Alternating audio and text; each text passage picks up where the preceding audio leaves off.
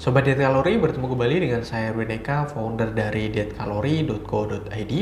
Di video kali ini, saya akan membahas tentang pertanyaan. Jadi ada seseorang yang menanyakan ke saya, dia tertarik dengan suatu program diet gitu ya, yang ada iklan program diet yang mengatakan bahwasannya bisa kurus ya, bisa turun berat badannya, bisa menjadi langsing dengan makan 5 kali sehari. Jadi apakah mungkin seseorang yang makan 5 kali sehari bisa turun berat badannya, sementara dia selama ini menjalani makan 3 kali sehari, bahkan 2 kali sehari, bahkan sekali sehari terkadang ya.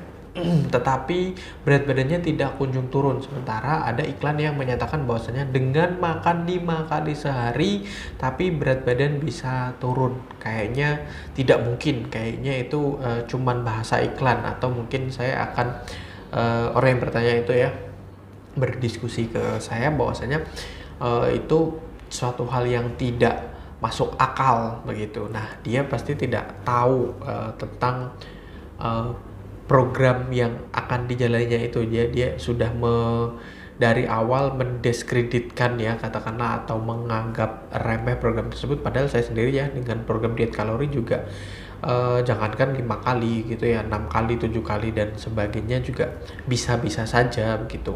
Jadi sebetulnya sangat mungkin ya makan 5 kali sehari tetapi berat badannya tetap turun.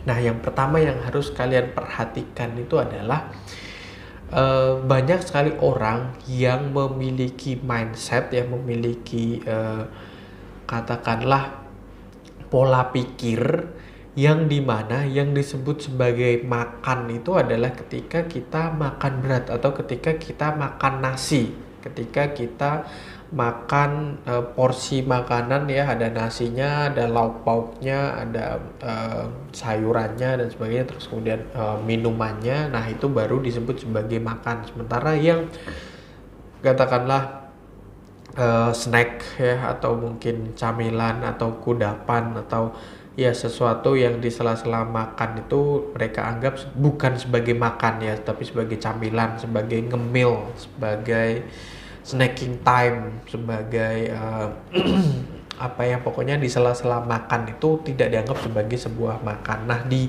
program diet yang 5 kali sehari itu semuanya tetap makan ya, pokoknya apapun yang berupa makanan ya, yang dimasukkan ke mulut terus kemudian dikunyah, terus kemudian ditelan ya, itu merupakan bentuk makanan apapun wujudnya. Jadi tidak bisa dipisah antara ngemil terus kemudian makan, semuanya makan. Jadi 5 kali sehari itu ya biasanya 3 kali makan seperti biasa, sarapan, makan siang, makan malam, dan ada 2 sela-sela di antaranya, di antara makan pagi dan makan siang, serta di antara makan siang dan makan malam ya, ngemil atau snack time, atau waktu dimana kalian bisa camilan seperti itu.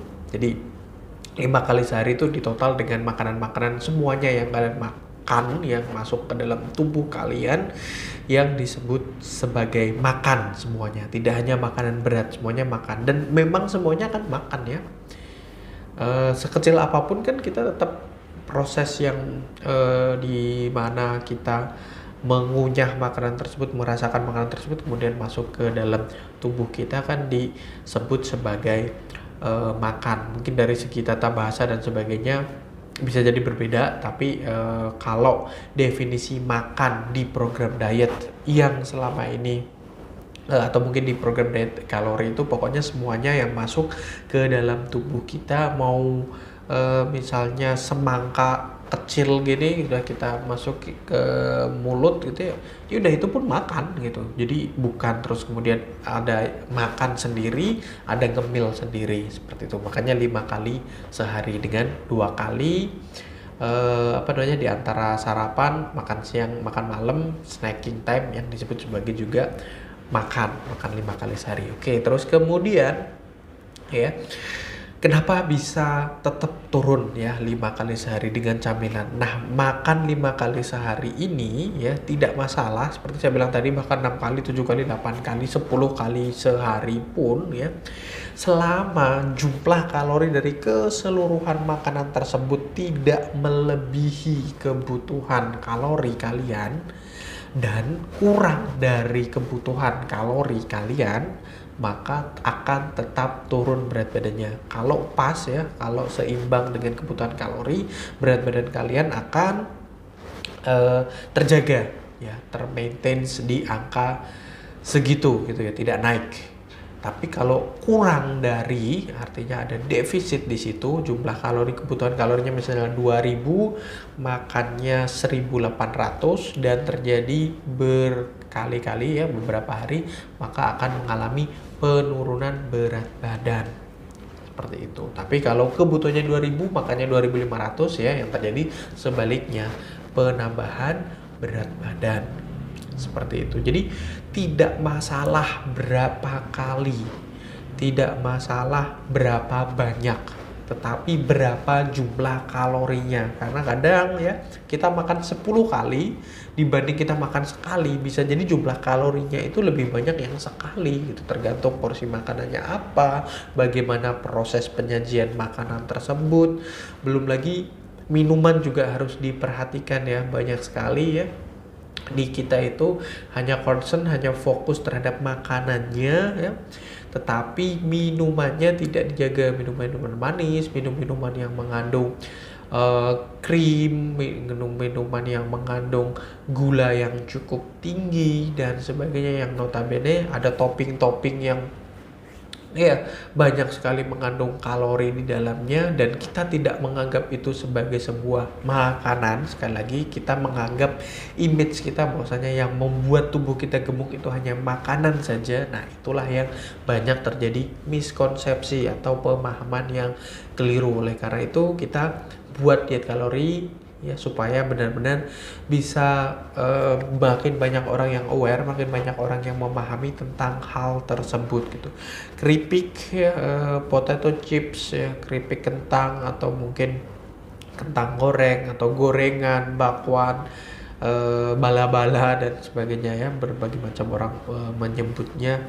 Keripik pisang, keripik ubi dan sebagainya, keripik singkong ya, itu kecil ya secara porsi, dan kalian menganggapnya itu tidak terus kemudian memiliki dampak terhadap tubuh kalian, terhadap berat badan kalian. Kenyataannya kalau kalian konsumsi secara berlebihan, melebihi jumlah ambang batas kebutuhan kalori kalian harian kalian ya, kebutuhan kalori harian atau BMR ya istilahnya, basal metabolic rate, ya tetap akan membuat kalian gemuk.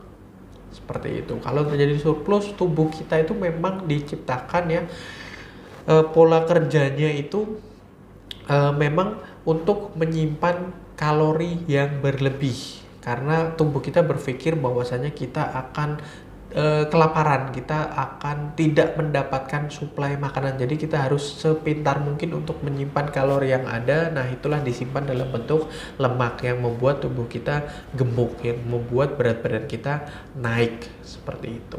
Nah, untuk kebutuhan kalori, kalian nanti bergabung bersama kami di dietkalori.co.id, kalian akan tahu tentang berapa kebutuhan kalori harian kalian ya.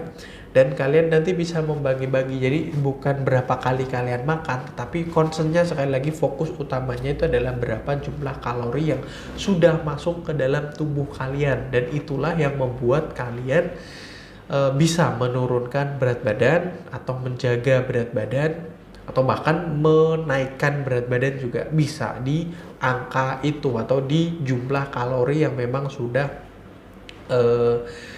dalam setiap makanan, dan setiap diri manusia dengan berat badan tertentu itu berbeda-beda, seperti itu. Nanti bisa di tracking. Jadi kita memanfaatkan teknologi, kita memanfaatkan aplikasi, karena ya ilmu itu semakin lama semakin berkembang begitu, termasuk di dalamnya adalah tentang program diet ini gitu ya. Jadi beberapa tahun yang lalu mungkin kita masih fokus terhadap bagaimana mengurangi porsi makanan, bagaimana mengurangi berapa kali kita makan, bagaimana supaya tubuh kita ini menurunkan berat badan dengan cara yang itu tadi, mengurangi porsi makan dan sebagainya. Nah, ilmu ini semakin berkembang gitu ya, banyak sekali para ahli yang melakukan penelitian dan sebagainya. Ternyata makanan itu mengandung satuan energi yang disebut sebagai kalori. Sekarang berkembang sebagai joule, hanya saja belum begitu familiar gitu ya. Jadi masih di kalori, terutama kilokalori begitu.